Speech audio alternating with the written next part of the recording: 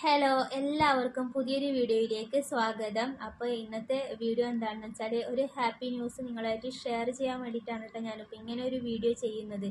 നിങ്ങൾക്ക് തമ്പനയിൽ കാണുമ്പോൾ തന്നെ എന്താണെന്ന് മനസ്സിലായിട്ടുണ്ടാവും. ഒരു പ്രഗ്നൻസി റിവീലിംഗ് വീഡിയോ ആണ് കേട്ടോ.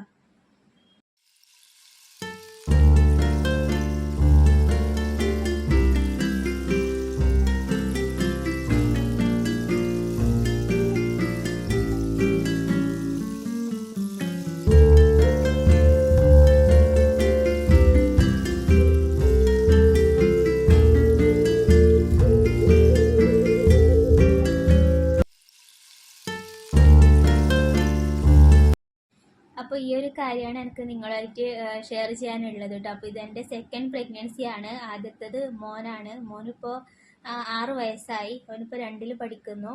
പിന്നെ എന്താണെന്ന് വെച്ചാൽ ഇപ്പോൾ എനിക്ക് ഇതിപ്പോൾ 4ാമത്തെ മാസം സ്റ്റാർട്ട് ചെയ്തു കേട്ടോ.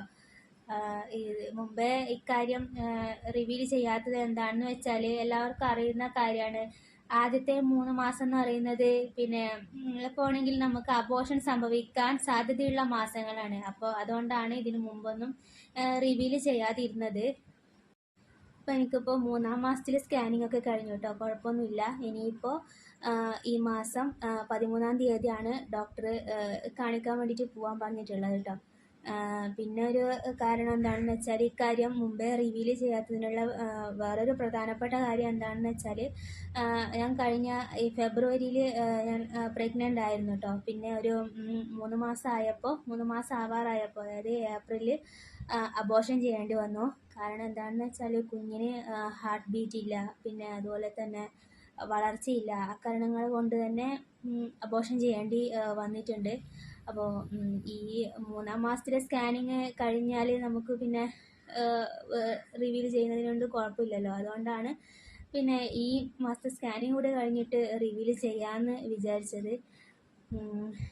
പിന്നെ എനിക്ക് സംസാരിക്കുമ്പോൾ ചെറിയൊരു ചമ്മലുണ്ട് കേട്ടോ. എന്താണെന്ന് വെച്ചാൽ ഞാൻ ഇതുപോലെ ഇങ്ങനെ സംസാരിച്ചിട്ട് വീഡിയോ ചെയ്തിട്ടില്ല. ഫേസ് കാണിച്ചിട്ടുള്ള വീഡിയോ ചെയ്തിട്ടുണ്ട്.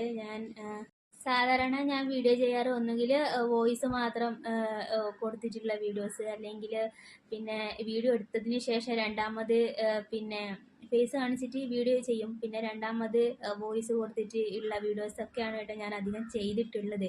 ഇതുപോലെ ഇങ്ങനെ സംസാരിച്ചിട്ട് വീഡിയോ ചെയ്യുന്നത് ഞാൻ ആദ്യമായിട്ടാണ്. അപ്പോൾ അതിൻ്റെ ചെറിയൊരു ചമ്മലും പോരായ്മയൊക്കെ ഉണ്ടാവും. അപ്പോൾ പിന്നെ ഇത്രയൊക്കെ തന്നെ ഉള്ളൂ, വേറൊന്നും പറയാനില്ല. അപ്പോൾ നിങ്ങളുടെ പ്രാർത്ഥനയും സപ്പോർട്ടും എപ്പോഴും ഉണ്ടാവണം.